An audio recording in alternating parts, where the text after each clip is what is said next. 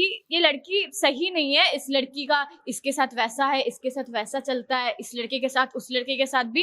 वो हर रोज की तरह कॉलेज जा रही थी और एक जगह पे एक बंदा था जो जिसे वो रिजेक्ट कर चुकी थी। वो बंदा क्या किया, वो जब उसकी स्कूटी को फॉलो करते करते वो एक जगह पे पहुंचा जहाँ पे बहुत सारे लोग मौजूद थे। वो उस पब्लिक स्पेस पे उसने क्या किया कि उसकी स्कूटी से उसके स्टफ्स खींचकर उसे अपने कार में बैठाने लगा। और वो क्या की कि अपने दुपट्टे को खींचकर और स्कूटी तेज करके वो स्पीड में भागने लगी। और फिर उस बंदे ने क्या किया, वो आगे गया और यू टर्न करके वो भी स्पीड में आया। अगर थोड़ी सी भी देर हो जाती तो उस दिन उस मेरी जो फ्रेंड थी उसकी मौत भी हो सकती। गांव वगैरह में आज भी, और गांव में क्या, ऐसे भी अगर आज भी किसी लड़के के ऊपर सवाल उठते हैं तो सबसे पहले गंदी नजर से उस लड़की को ही देखा जाता है। और वहां पर उस लड़की को लफड़ेबाज कहा गया है कि इस लड़की का लफड़ा चलता था लड़कों के साथ, ये पता नहीं न जाने कितने लड़कों के साथ सोई है। कितनी गंदी गंदी बातें उस लड़की के बारे में की गई हैं कि शादी के दिन जो उसके ससुराल वाले थे उन्होंने शादी तोड़ दी और कहा कि हमें इस लड़की से शादी नहीं करनी है। हम 4-5 दोस्त स्कूल से साथ में ग्रुप बना के जाते थे, सबका रास्ता सेम पड़ता था। तो मेरे जो मेल फ्रेंड्स थे वो उनके कंधे पे हाथ रख के चलने लग गया, ठीक है। और उन्हें क्या धमकियां मिल रही है, इसे या तो बहन बना लो नहीं तो गोली मार देंगे। छोटा छोटा धमकी जो कि पहले में लड़की को क्यूट लगेगा कि अरे मेरे से बात नहीं कर रहा तो खाना नहीं खाएगा, ऐसा क्यूट लगता है। लेकिन आगे जाके ये चीज बन जाएगा बड़ा, उसका धमकी हो जाएगा बड़ा। तू हाँ कर या ना कर, तेरी मर्जी छोड़िए, हम तुझको उठा के ले जाएंगे। मतलब कंसेंट इंपॉर्टेंट नहीं है, इंपॉर्टेंट वही है जो हम चाहते हैं, हम उठा के ले जाएंगे। सर आपके गाने में ये फेमिनिज्म बेबी मरवा के मानेगी क्या मैसेज क्या समझूं मैं इस चीज से आपके गाने का। नमस्कार, स्वागत है आपका। बोलना मना है में। आज का हमारा मुद्दा है प्यार, इजहार, इनकार और मौत। इस मुद्दे को हम यहाँ क्यों लेकर आए हैं, इस बारे में सृष्टि हमें बताए। उसके पहले आज मैं आपको हमारे टेबल के नए गेस्ट से परिचित करा देना चाहती हूँ। शैली और सृष्टि को आप अब तक बखूबी जान चुके हैं। आज हमारे साथ हैं गरिमा जो बॉटनी की स्टूडेंट है और स्वधा जो एक क्लैट एस्पिरेंट है। तो चलिए मुद्दे को आगे बढ़ाते हैं। और सृष्टि आप हमें ये समझाइए, हमारे दर्शकों को ये समझाइए कि आज ये मुद्दा यहाँ क्यों लाया गया है। ये मुद्दा समझने के लिए सबसे पहले आपको कुछ केसेस जानने की बहुत ज़रूरत है। तो सबसे पहले स्टार्ट करेंगे हम तेलंगाना से। तेलंगाना में एक 16 साल की लड़की जो कि सिर्फ 10th स्टैंडर्ड में थी, मतलब उसका भी सब कुछ स्टार्ट ही हुआ था, 10th स्टैंडर्ड में थी, उसका गला काट दिया गया। एक लड़के ने उसका गला काट दिया जो कि 3rd ईयर इंजीनियरिंग स्टूडेंट में था, सिर्फ इस वजह से क्योंकि उस लड़की ने उसका प्रपोजल रिजेक्ट किया। अभी और भी केसेस हैं। गुजरात में एक 19 साल की लड़की, उसको छुरा भोग के चला गया एक लड़का, वो भी सिर्फ इस कारण से कि वो रिजेक्ट की प्रपोजल। और आगे जो बताएंगे वो तो थोड़ा इससे भी ज़्यादा खतरनाक है कि केरला में एक 17 साल की लड़की को जला दिया, जिंदा जला दिया। वो पहले उसके घर गया, उसके पिता को बोला कि ज़रा पारू को बाहर बुलाइए, पारू उस लड़की का नाम था, और फिर उसके ऊपर पेट्रोल छिड़क के उसको वही जला दिया। ये भी सिर्फ इसलिए क्योंकि वो लड़की प्रपोजल रिजेक्ट की थी। और फिर अभी एक और एसिड अटैक का भी एक केस है मेरे पास, जिसमें बिहार का एक केस है। भागलपुर में एक इंटर में पढ़ने वाली लड़की को घर में घुस के उसके ऊपर एसिड फेंक दिया गया, वो भी सिर्फ इसलिए क्योंकि उसने प्रपोजल रिजेक्ट किया। ये केसेस तो थे जो कुछ हाईलाइट हुए। अभी ऐसे बहुत से केसेस हैं जिसका सिर्फ मैं आपको हेडलाइन पढ़ के सुनाती हूँ, क्योंकि हमारा टाइम लिमिट है तो सारा तो केसेस पढ़ नहीं सकते, तो आप सिर्फ हेडलाइन से समझ जाइए। Gujarat, teenage girl killed by minor for rejecting his proposal. UP man hacks 17 years old girl to death for rejecting his proposal. Murder in the name of love. Youth sets on fire, dies along with her. Youth stab girl to death for rejecting his proposal. Teen stabbed to death by youth for rejecting his proposal. तो इन सारे cases में आप देख सकते हैं। अभी और भी केसेस है मेरे पास, शायद आपकी उंगलियां गिनते गिनते कम पड़ जाए या फिर आप गिनती भूल जाए, इतने सारे केसेस हैं। चलिए मौत तक नहीं जाते हैं, शुरुआत से शुरू करते हैं। आपके स्क्रीन पे वीडियोस दिखेंगे जिससे आप शुरुआत समझ जाएंगे कि इसकी स्टार्टिंग कैसे होती है। हाय एवरीवन, मेरा नाम श्रेया है एंड जब मैं लॉकडाउन के दौरान अभी अपने घर आई थी तो मुझे किसी ने प्रपोज़ किया था एंड मैंने एक्सेप्ट नहीं किया। तो उसने मुझे फिज़िकली तो नहीं बट सोशली बहुत बुली किया।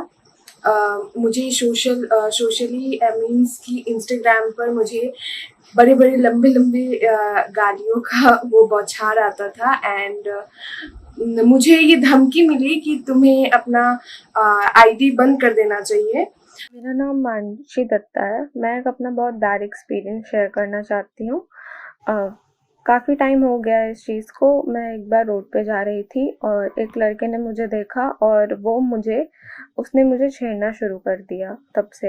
एंड मुझे बहुत गंदी तरीके से उसने टच किया एंड काफ़ी अब्यूज़ किया। बोल रहा था मुझे मेरी गर्लफ्रेंड बन जाओ और ये सब बहुत ज़्यादा चीज़ें उसने की। फिर मैंने कंप्लेन करा था पुलिस में। हाय, मेरा नाम अंजलि है। जब हम 9th क्लास में थे तो मुझे एक लड़के ने प्रपोज़ किया था और मैंने रिजेक्ट कर दिया था। तो हम कोचिंग जाते थे तो फिर वो बहुत स्टॉक करता था, वहीं पे आ जाता था। तो ये एक्सपीरियंस बहुत ख़राब था मेरे लिए। हाँ, मेरा नाम ऋषा है और हम अपना एक्सपीरियंस शेयर करना चाहते हैं। जब हम शायद 9th या फिर 10th में, तो उस टाइम अपना नया फेसबुक अकाउंट बनाए थे। तो रैंडम लड़के का फ्रेंड रिक्वेस्ट आया, तो फिर उसने कुछ दिन बाद की फिर मुझे प्रपोज किया, तो मैंने रिजेक्ट कर दिया उसे। तो फिर उसने बहुत अब्यूज़ किया मुझे। फिर उसके बाद फिर बोलता है कि मैं बहुत पावरफुल हूँ, मैं आ करके तुम्हारे साथ ऐसा वैसा कुछ भी कर सकता हूँ, तुम्हें भी समझ नहीं है कि मेरे पास कितना पावर है, ये है वो है। तो मैं बहुत डर गई थी बस। तो हमारी दोस्ती स्कूल में शुरू हुई थी। काफ़ी बातें करते थे, काफ़ी मिलना था, पर कुछ रेड फ्लैग्स थे शायद जो कि मैंने मिस कर दिए। कि जब समय आया कि हम ये डिसाइड करें कि हमें ज़िंदगी में आगे क्या करना है, वो चाहता था कि मैं उसके साथ रहूँ और मेरे लिए ये प्रायोरिटी नहीं होना उसको नहीं भाया। एंड फिर उसने मुझे अपने दोस्तों से कॉल करके धमकी दिलवाए। मुझे बोलते थे ये करो वो करो, उसकी बात सुनो।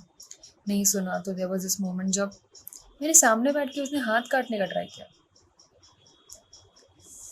और ये सब समझ के लगा कि फिर रियलाइज़ हुआ कि ये सब मेरे साथ भी हो सकता है। प्यार शब्द एक बहुत हसीन शब्द है, पर इस प्यार को नफरत में बदलते मैंने देखा है। ये बात है कुछ दिनों पहले की, जब मुझे मेरे एक फ्रेंड के थ्रू उसके एक फ्रेंड के बारे में पता चला जो मुझे बहुत पसंद करता था।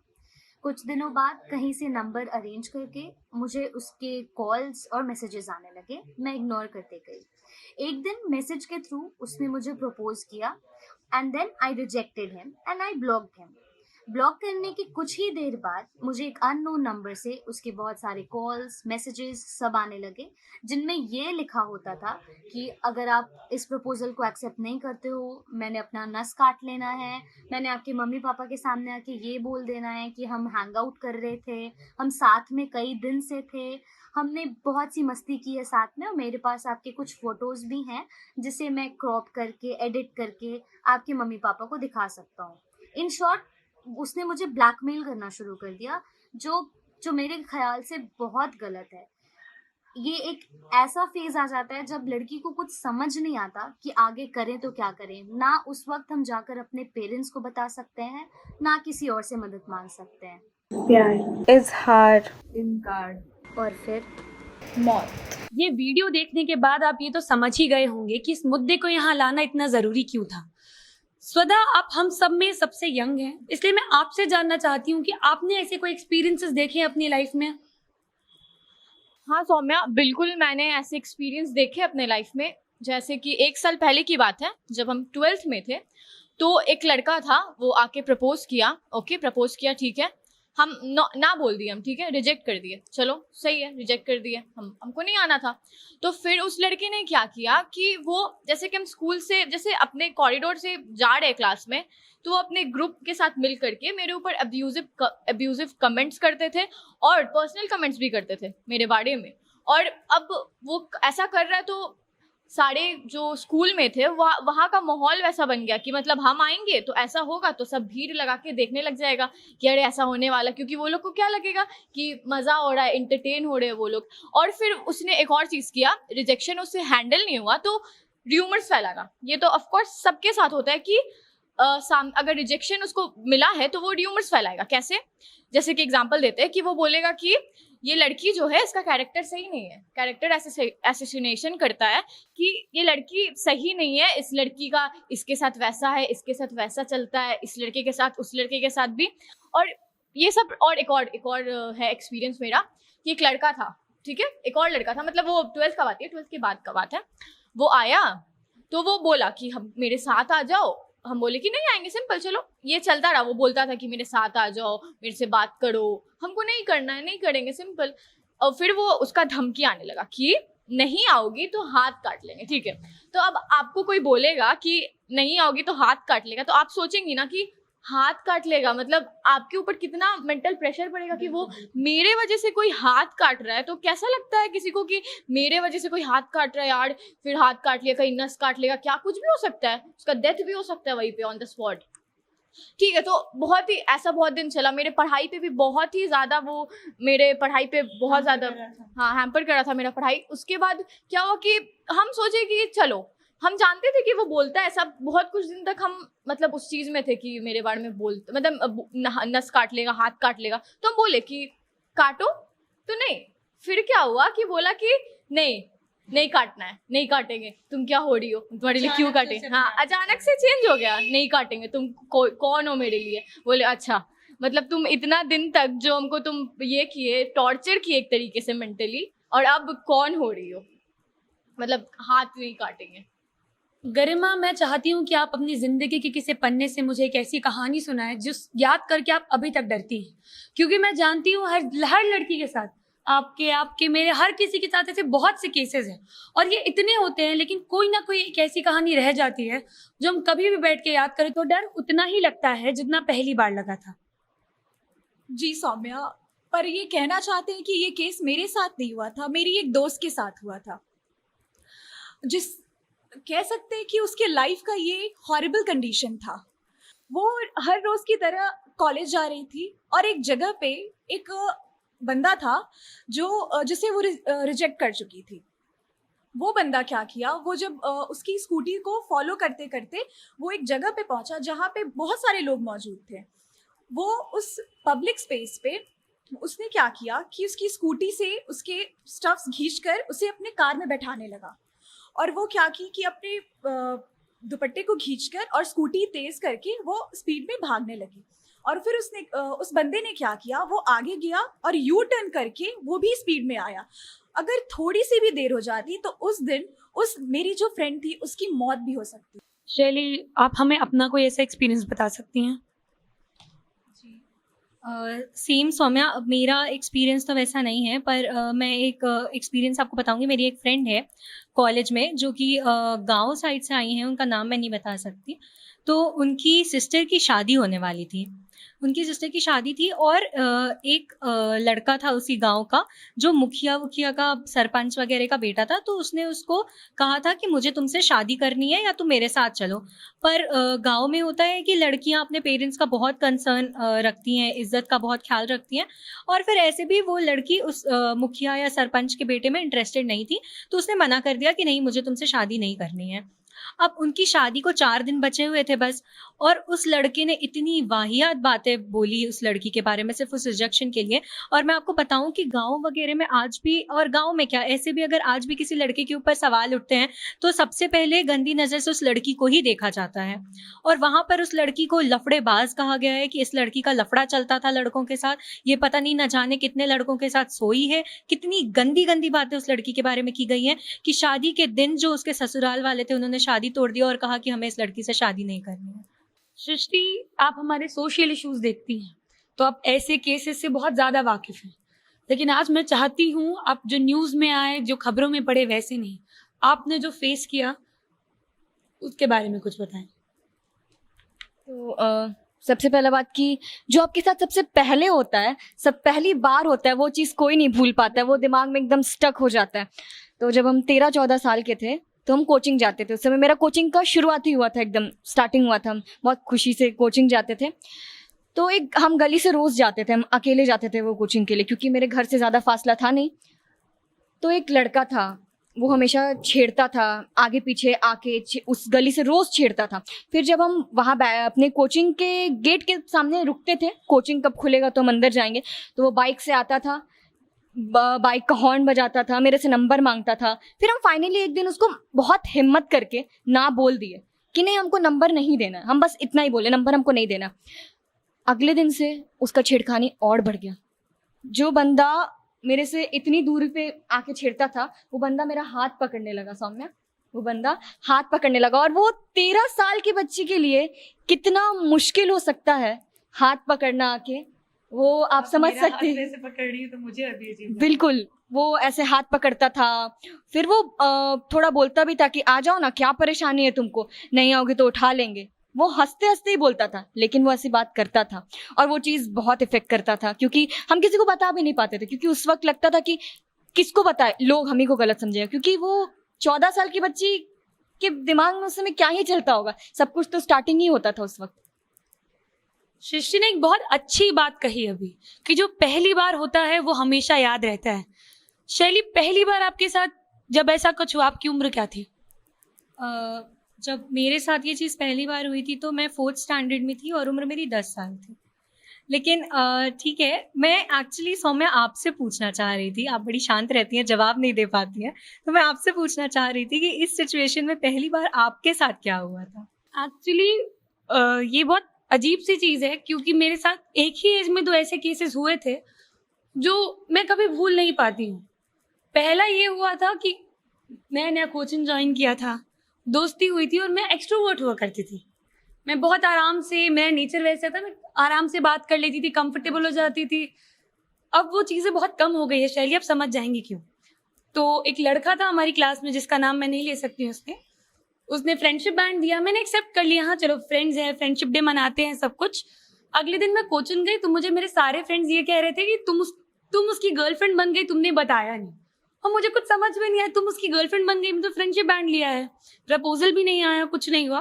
फिर मेरे बाकी फ्रेंड्स ने मुझे बताया कि तुमने जब उसका फ्रेंडशिप बैंड लिया, उसने आके ऐसी ऐसी बातें कही हैं कि तुम दोनों की बातें हुई और तुम दोनों बॉयफ्रेंड गर्लफ्रेंड।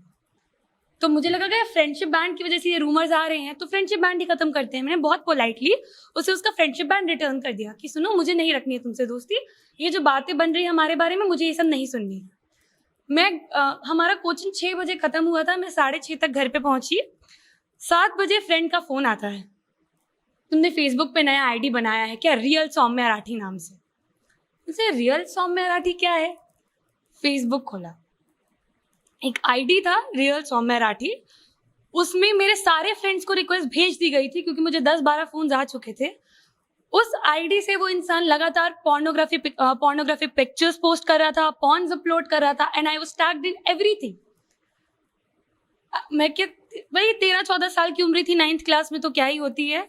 और मैं बस वो फेसबुक पेज देख रही हूँ, उसमें अपनी तस्वीर देख रही हूँ, और उसके नीचे वो सारी वो अश्लील तस्वीरें देख रही हूँ। मुझे समझ ही नहीं आया था रिएक्ट कैसे करना है, क्योंकि वो इतना अजीब हो गया था। फिर लकीली मेरी सिस्टर्स बहुत सपोर्टिव है, मैं गई दी के पास सीधा कि देखो ऐसी ऐसी चीज़ें हो गई है, तो उन्होंने अकाउंट रिपोर्ट किया, बंद करवाया, वो चीज़ें हो गई। और वो लड़का इतना ढीठ था, वो एक अकाउंट से नहीं माना, वो अकाउंट पे अकाउंट बनाता गया। पहले तो ट्रेस करने में भी टाइम लगा था कि ये किसने किया है, क्योंकि वो जितना शरीफ था, किसी को एक्सपेक्टेशंस नहीं थी कि वो कुछ वैसा कर सकता है। लेकिन जब बात सामने आई कि वो है ये करने वाला, तब बात कोचिंग की अथॉरिटीज तक गई, फिर उस चीज़ को डील किया गया और वो चीज़ एक बार के लिए रुक गई। लेकिन उस वक्त वो जो पहली बार हुआ था और अपनी तस्वीर के साथ वो दूसरी चीज़ें देखना, वो इमेज अभी भी मैं आपको बता रही हूँ, तो वो सेंसेशन बॉडी में आज भी सेम ही है। वो जो पहली बार जैसा हुआ था आज भी वही लगता है। दूसरा भी सेम हुआ था जब मैं 9th में थी। एक लड़का था जिसे हम लोग जानते हैं, लफुआ था कोई। तो ये तो पहले जो केस था उसमें मेरे उस लड़के से फिर भी दोस्ती थी, इस दूसरे वाले की तरफ मैंने कभी नजर उठा के भी नहीं देखा। आज तक मेरी अपनी जिंदगी में उससे 1-on-1 कभी कॉन्वर्जेशन हुई ही नहीं। स्कूल के बाद फॉलो करता था, और मैं आपको उसका हुलिया एकदम अच्छे तरीके से समझा सकती हूँ। आपने वो मूवी देखी है राउडी राठौड़? तो उसमें वो एक पागल रहता है जिसे वो बेल्ट से लटका के मार देता है, सेम। तो आप सोचिए उसे देख के कितना डर लगता होगा। 14 साल की लड़की और एक वो दूसरा खुले बाल घुंघरे, मतलब आयरनी है कि मेरी और उसकी अपीयरेंस सेम है, मेरे भी खुले घुंघराले बाल हैं, उसके थोड़े छोटे थे। और वो हर रोज स्कूल के बाद फॉलो करता था। अब सोचा कि हर किसी से लड़ नहीं सकते हैं, घर जाने का रास्ता थोड़ा बदल लेते हैं। अजीब बात यह कि मैं जिस रास्ते जाऊं वो उस रास्ते को जाता। हम 4-5 दोस्त स्कूल से साथ में ग्रुप बना के जाते थे, सबका रास्ता सेम पड़ता था। तो मेरे जो मेल फ्रेंड्स थे वो उनके कंधे पे हाथ रख के चलने लग गया। ठीक है, और उन्हें क्या धमकियां मिल रही है, इसे या तो बहन बना लो नहीं तो गोली मार देंगे। कहीं से उसने मेरा नंबर भी अरेंज करा लिया। अब मैं रात को अपने रूम में बैठ के पढ़ाई कर रही हूँ, उसका फोन आ जाता था मेरे पास, तुम इस कमरे में बैठी हो, तुमने ये पहन कर रखा हुआ है। और उस वक्त मन में इतना डर होता था, मतलब इसके लिए मैं थोड़ा दोष पेट्रियार्की को भी देती हूँ कि मेरे मन में ऐसा डर बिठा दिया गया था समाज के थ्रू कि अगर मैं कुछ बोलती हूँ इसके खिलाफ तो उंगलियां मेरे ऊपर उठने वाली है। तो ये जो एक टॉक्सिक पेट्रियार्की है ना, इसमें बहुत बड़ा एक रोल है। क्योंकि अगर मुझे उस टाइम, मेरे पेरेंट्स बहुत सपोर्टिव है और मुझे ये समझने में ही टाइम लग गया, और मेरे पेरेंट्स के बीच की जो दीवार थी ये इस मानसिकता की वजह से ही थी कि उंगलियां मुझ पर उठेंगी। हालांकि फिर वही हुआ, बात मैंने अपने पापा से बहुत खुल के कही और उन्होंने उसे हैंडल किया, जो भी जैसे किया। मैंने उसके बारे में कभी पूछताछ उनसे की नहीं। सृष्टि, आप कुछ कह रही थी। आपने एक शब्द बहुत गलत बोल दिया, टॉक्सिक पेट्रियार्की। एक्चुअली में पेट्रियार्की खुद में टॉक्सिक है, उसको टॉक्सिक बोलने का बिल्कुल जरूरत नहीं है। पेट्रियार्की मतलब पितृसत्ता। अच्छा चलिए, आप लोग मुझे ये बताइए कि आपको क्या लगता है कि ये जो लड़के हैं जो नस काटने की बातें करते हैं, इससे मुझे याद आया, अभी थोड़े दिन पहले ही मेरी एक दोस्त ने मुझे मैसेज किया था, बड़ी परेशान थी। मैंने पूछा क्या हुआ, तो वो मार्च से एक लड़के से बात नहीं करने की कोशिश कर रही है, तो उसने उसे हर जगह से ब्लॉक कर दिया। लॉकडाउन था, जाके बोल नहीं सकती थी, तो हर जगह से ब्लॉक करना भी तो आजकल का एक तरीका है बताने का कि मैं आपसे बात नहीं करना चाहती। वो उसे इतने बड़े बड़े ईमेल्स भेज रहा है रोज कि तुम बात करो नहीं तो आज मैं अपनी जान दे दूंगा। वो ईमेल्स का स्क्रीनशॉट है मेरे फोन में, तुम बात करो। और आयरनी देखिए, वो उसे रोज ईमेल्स भेज रहा है, तुम बात करो नहीं तो मैं जान दे दूंगा। वो उससे बात कर नहीं रही है, लेकिन वो फिर भी रोज ईमेल्स भेज रहा है, तुम बात करो नहीं तो मैं जान दे दूंगा। अगर तुम ये वीडियो देख रहे हो तो मैं जानती हूँ तुम में हिम्मत नहीं है अपनी जान लेने की। ऐसे ख्याल मत लाओ और प्लीज टॉर्चर मत करो। अच्छा, आप में से कोई मुझे बता सकता है कि इन चीजों की शुरुआत कैसे होती है? बिल्कुल बता सकते हैं। इसमें रिलेशनशिप्स में कैसे इस चीज़ की शुरुआत होती है ये हम बता सकते हैं। जैसे उधर से टेक्स्ट आएगा कि तुम अगर, जैसे कि चलो लड़ाई हो गया, लड़का लड़की में लड़ाई हो गया, तो उधर से लड़के का टेक्स्ट आएगा कि अगर तुम मेरे से बात नहीं करोगी तो खाना नहीं खाएंगे बाबू।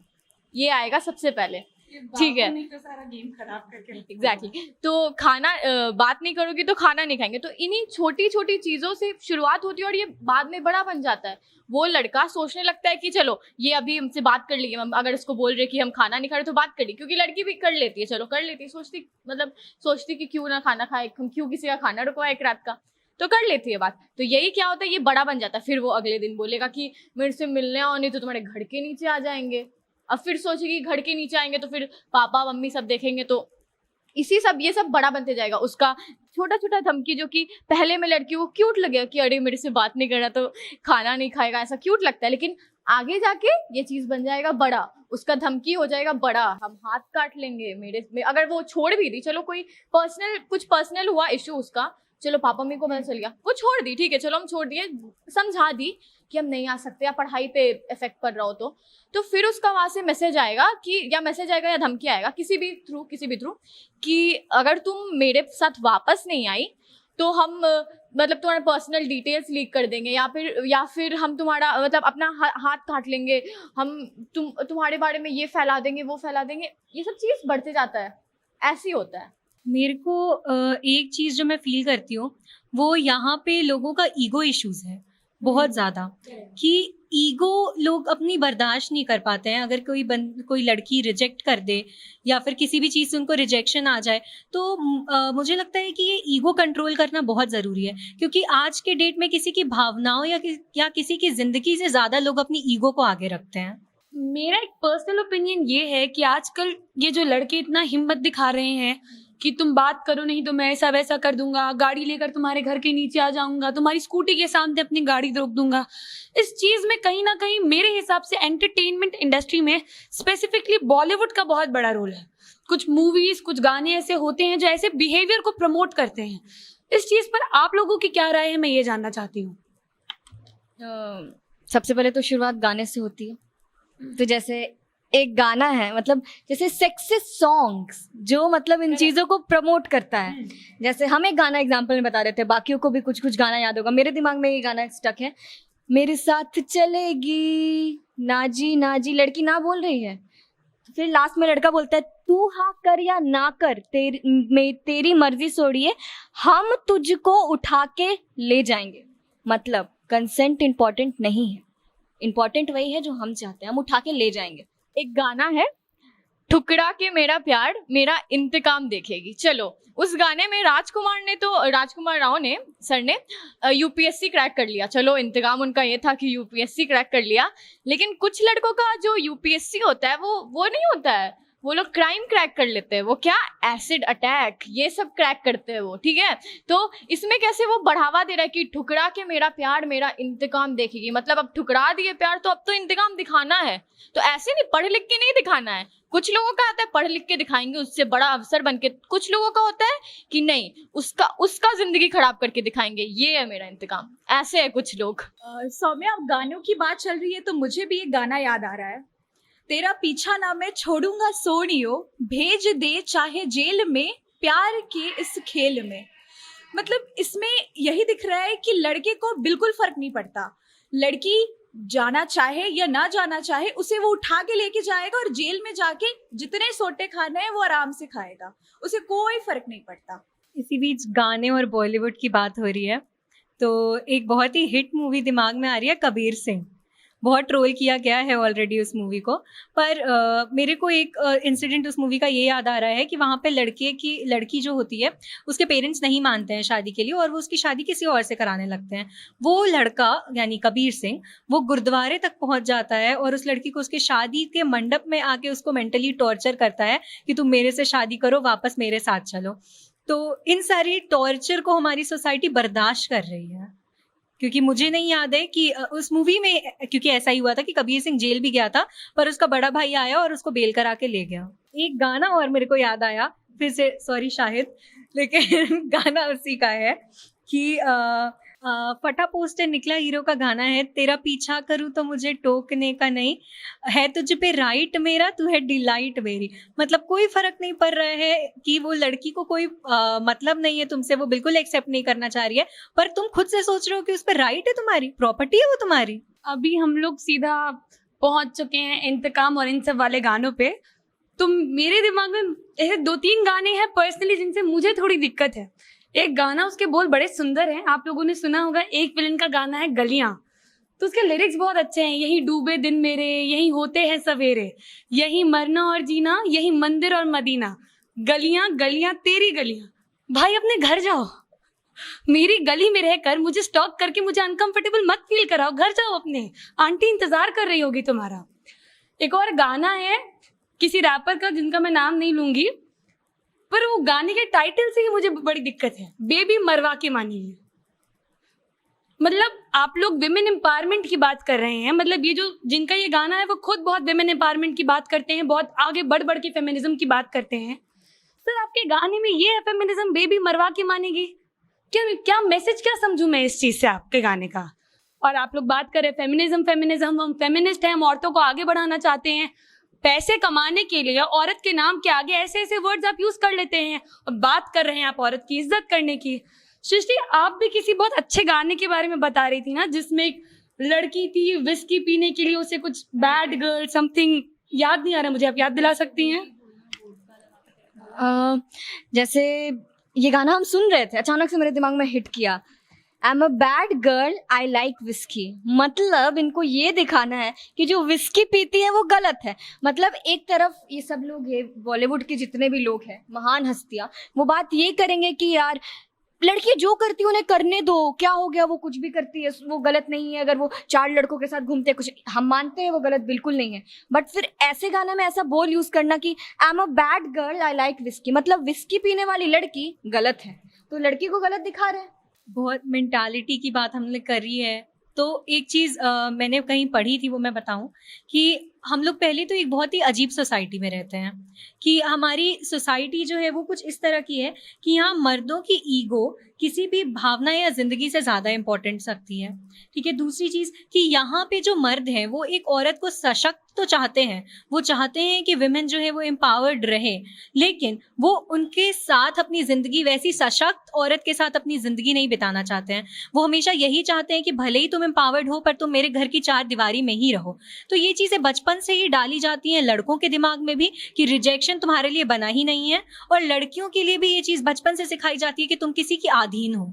जैसे हम अक्सर सुनते हैं, लड़की पानी की तरह होती है, किसी भी चीज में ढल जाती है। ये चीज हमें सिखा सिखा के यही बताया जाता है कि अरे तुम तो लड़की हो, कहीं भी एडजस्ट कर लोगी। तो ये चीज एक तरीके से, जैसे शाली ने बोले, हमारे दिमाग में भी बैठाया जाता है हमेशा से कि तुम पानी की तरह हो, तुम हर चीज में समा जाती हो, तुम किसी भी चीज का आकार ले लेती हो। और लड़का को पता रहता है औरत एडजस्ट करती है, रिजेक्शन कैसे करेगी भाई, वो तो एडजस्ट करेगी ही, तुम्हारे साथ रहेगी ही रहेगी। जैसे शैली ने बोला कि ईगो के बारे में, उनको बोला कि उनका ईगो हर्ट हो जाता है कि हम कैसे, रिजेक्शन हमको मिल गया। तो लड़कों का क्या रहता है ना, वो सेल्फ रिस्पेक्ट और ईगो को मिला देते हैं। वो लोग सोचते हैं कि सेल्फ रिस्पेक्ट और ईगो सेम थिंग है। ठीक है, कि अगर वो लड़की हमको रिजेक्ट कर दी तो मेरा सेल्फ रिस्पेक्ट भी गिर रहा है कि लड़की हमको कैसे रिजेक्ट कर दी, हम तो हो रहे हीरो। तो वो ऐसा सोचते हैं और ईगो और सेल्फ रिस्पेक्ट को मिला देते हैं, लेकिन ऐसा कुछ नहीं है। सेल्फ रिस्पेक्ट एक अलग चीज होता है और ईगो जो होता है, जो ईगो है वो अलग चीज होता है। ईगो लोगों को वो चीज करने पे मजबूर करता है कि जो गलत ही होता है। ईगो ऐसे लोग सोच के दायरे को छोटा कर देता है। और जैसे कि और भी है कि लड़की और लड़का रिलेशनशिप में, ठीक है, तो लड़के क्या करते हैं, बोलते हैं लड़की को कि तुम जो है ऐसा कपड़ा मत पहनो, तुम ऐसा मत पहनो, और तुम इन लड़कियों और लड़कों से बात मत करो, मतलब ये जो तुम्हारे दोस्तों है, मेल फ्रेंड्स हैं, उनसे बात मत करो, नहीं तो मैं तो गुस्सा हो जाऊंगा, मेरे से बात करो, उनसे बात मत करो। अब ऐसा था कि उन दोनों की दोस्ती बहुत अच्छी थी, तो उस लड़के की मम्मी से भी उसकी बात आराम से होती थी। तो पता नहीं वो लड़का अच्छा बोला इंजीनियरिंग का स्टूडेंट, कहाँ से उसका दिमाग खराब होना स्टार्ट हो गया। वो उसे ना इमोशनल ब्लैकमेल करने लगा कि तुम भाई बात नहीं करोगी तो खाना नहीं खाऊंगा, हाँ नहीं करोगी तो ये कर लूंगा। एक दिन उसने व्हाट्सएप पे उसे हाथ में बहुत सारी पिल्स लेकर फोटो भेजे, कुछ पिल्स होंगी 4-5, और बोलता अगर तुम्हारा रिप्लाई नहीं आता है तो मैं इन पिल्स को खा जाऊंगा। मेरी फ्रेंड पैनिक कर गई और उसने सीधा उस लड़के की मम्मी को फोन लगा दिया, आंटी ऐसा है, ये बोल रहा है कि ऐसी ऐसी चीजें कर लेंगे। और उसकी मम्मी बहुत अंडरस्टैंडिंग थी उस लड़के की। तो आंटी ने बोला अच्छा बेटा मुझे एक बारी वो फोटो भेजो। उस लड़की ने आंटी को जब फोटो भेजी तो आंटी ने बोला बेटा उसे बोल खा लिया सारी पिल्स, उसकी विटामिन की है।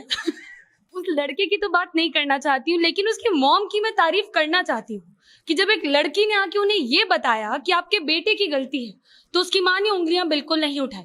उसकी माँ ने एक बार भी ये नहीं बोला कि गलती तुम्हारी है, तुम मेरे बेटे को परेशान कर रही हो। उसकी मॉम इतनी अंडरस्टैंडिंग थी उस लड़के की कि वो समझ गए कि इस लड़की की मर्जी क्या है। तो इससे कंसेंट पे लेसन ले सकते हैं। और एक्चुअली मुझे लगता है कि ये जो मेल टॉक्सिक मैस्कुलिनिटी आ गई हमारी सोसाइटी में, कहीं यहीं से शुरू होती है जब माँ अपने बेटे को लाड प्यार से थोड़ा ज्यादा बिगाड़ देती है। मेरा राजा बेटा, मेरा राजा बेटा। अगर आप चाहते हैं कि आपका राजा बेटा किसी की रानी बेटी को लेकर आए तो उसे रानी की तरह रखना भी तो पड़ेगा ना। आप रानी को लाकर उसे दासी नहीं बना सकते हैं। एक रानी जब आती है किसी और के घर से, बेटियां रानी होती है अपने घर की, तो आप क्यों एक्सपेक्ट करते हैं कि जब वो आपके घर में आएगी या आपके जीवन में आएगी, या चलिए आप किसी लड़की को प्रपोज ही कर रहे हैं तो वो आपके हिसाब से आपकी सेवक बन जाएगी? क्यों ढले वो आपके हिसाब से? ये जो सोसाइटल नॉर्म्स सेट किए हुए हैं, मेरे हिसाब से उन चीजों को बदलने की बहुत ज्यादा जरूरत है। चलिए अब हम इस वीडियो के अंत पे पहुंच चुके हैं और मैं टेबल पे बैठे हर इंसान से उनके क्लोजिंग स्टेटमेंट्स लेने वाली हूँ। अपने क्लोजिंग स्टेटमेंट में मैं ये वीडियो देखने वाले हर लड़के और हर लड़की से ये कहना चाहती हूँ कि प्यार एक बहुत अच्छी चीज है, किसी के साथ एक रिलेशनशिप में होना बहुत अच्छी चीज है, लेकिन किसी को आप जबरदस्ती अपने साथ आने के लिए इमोशनल ब्लैकमेल करे, ये किसी भी लिहाज से सही नहीं है। वो लोग जो ये चीजें कहते हैं कि तुम मेरा साथ दो नहीं तो मैं अपनी नस काट दूंगा, मेरा वैसे हर इंसान से बस ये एक सवाल है कि अगर आप एक लड़की से इतना प्यार कर सकते हैं कि वो ना मिली तो आप अपनी जान दे देंगे, आप उतना प्यार अपने आप से क्यों नहीं कर सकते हैं?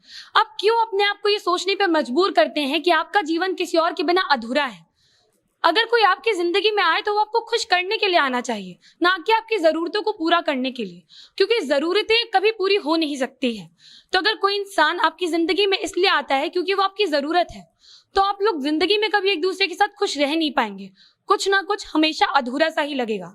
इसीलिए अपनी जिंदगी को पूरा बनाने के लिए किसी और से नहीं, अपने आप से प्यार करिए, ताकि आपकी जिंदगी में कोई आए तो आप दोनों एक दूसरे की खुशियां बांट पाए, ना कि एक दूसरे का सर दर्द बने। और एक चीज मैं यहाँ स्पेसिफाई कर देना चाहती हूँ कि हमारी वीडियो में हमने हर लड़के को टारगेट बिल्कुल भी नहीं किया है, लेकिन ये चीज सोसाइटी में बहुत कॉमन है। ये वीडियो देखने वाला हर कोई किसी ना किसी ऐसे इंसान को जानता ही होगा जो ऐसी हरकतें करता है या ऐसी हरकतों का शिकार होता है। और हमारी ये वीडियो उन्हीं लोगों के लिए है, उन लड़कियों के लिए है जो डरती है इन चीजों के बारे में बात करने से, जो ये समझती है कि ये महसूस करना कॉमन नहीं है। डरना ठीक है, लेकिन उस डर के साथ जीना ठीक नहीं है। अपने लिए आवाज उठाइए, और हर वो लड़का जो एक लड़की के लिए जान देने को तैयार है, तो प्लीज अपनी फैमिली के बारे में भी थोड़ा सोचिए। आप लोग, आपके माँ बाप आपको बड़ा करते हैं इस दिन के लिए नहीं कि आप जाके किसी लड़की के लिए अपनी जान दे दें। जितना प्यार आप उस लड़की से करते हैं उतना अपने आप से और अपने परिवार से भी करिए। अब अंत में मैं अपने पौराणिक ग्रंथ से एक श्लोक बोलना चाहूंगी। त्रिनधरी ओट कहत वै देही, सुमरी अवधपति परम सनेही। एक तिनके की सहायता से जो हमारी सीता माँ थी, जब वो लंका के पति रावण को रोक सकती थी, तो आजकल की लड़कियों में इतनी ये पावर क्यों नहीं आ रही है? कहाँ चली जा रही है लड़कियों की पावर? दो चीजें हैं जो मेरे हिसाब से लगता है कि ये चीजों को ठीक कर सकती है। पहला है एक्सेप्टेंस और दूसरा है अवेयरनेस। लड़कों को ये एक्सेप्ट करने की हिम्मत होनी चाहिए कि अगर उनको रिजेक्ट किया जा रहा है तो जरूरी नहीं है कि वो उनके लुक्स के बेसिस पे हो, उनकी पर्सनालिटी के बेसिस पे हो। लड़कियों का अपना भी कंसेंट होता है और अपनी भी कुछ चॉइसेस होती हैं। पहली चीज तो ये है। दूसरी चीज, अगर इन केस आपके साथ ये सारी चीजें हो रही हैं तो आप अपने गार्जियन से इतना फ्री रहिए, अपने पेरेंट्स से इतने फ्री रहिए कि सबसे पहला आपका स्टेप ये होना चाहिए कि आप अपने गार्जियन से ये सारी चीजें शेयर कर सकते हैं। इन केस अगर आप गार्जियन से नहीं कर पा रहे हैं तो मैं बेसिकली बिहार के लिए बोलना चाहूंगी कि बिहार में भी बहुत से ऐसे एनजीओज हैं जो इस तरह के मेंटल टॉर्चर जो लड़कियों के ऊपर किए जा रहे हैं उनके ऊपर डील करती हैं, जिनमें से एक है सखी एक एनजीओ है जो बिहार में है। उसके बाद अगर आपको कुछ ऐसे मैसेजेस आ रहे हैं जो लगातार आपको थ्रेड्स दे रहे हैं, डेथ थ्रेड्स दे रहे हैं या फिर कुछ भी इस तरह के आपके ऊपर अटैक के थ्रेड्स दे रहे हैं, तो आप सबसे पहले तो उन सारे मैसेजेस को संभाल के रखें, उनको बिल्कुल डिलीट ना करें। तीसरी चीज, अगर आपको लग रहा है कि ये चीजें बहुत आगे बढ़ रही हैं और आपको सच में बहुत ज्यादा अनकंफर्टेबल, अपने आसपास का ऑरा आपका बहुत ज्यादा नेगेटिव हो रहा है, तो प्लीज जाके पुलिस की हेल्प लीजिए, प्लीज जाके जो वर्कर्स हैं इस चीज में उनकी हेल्प लीजिए। और अगर आपको कोई कॉल करके बार बार इस तरह के थ्रेड्स दे रहा है, उनके कॉल रिकॉर्ड करिए, ताकि आपके पास पूरा प्रूफ होना चाहिए इस चीज को दिखाने के लिए लोगों को कि वो आपको कितनी बुरी तरह से मेंटली टॉर्चर किया जा रहा है और आप कितने ज्यादा बड़ी प्रॉब्लम में फंस सकते हैं। और एक चीज कि सेक्शन 503 और 506 के तहत इन सारी चीजों के ऊपर अगर आप कोई भी कंप्लेन लिखते हैं तो कार्यवाही करनी जरूरी है। और 181 जो है, मैं एक हेल्पलाइन नंबर बता दे रही हूँ उन विमेन के लिए कि अगर आप रास्ते में कहीं जा रहे हैं और आपको अचानक से कोई आदमी ऐसा मिल जाए जो आपको स्टॉक कर रहा है या आपका पीछा कर रहा है, तो एक हेल्पलाइन नंबर है 181 जिस पे कॉल करेंगे आप, और एक फीमेल ही कॉल उठाएगी जो आपकी प्रॉब्लम से डील कर सकती है।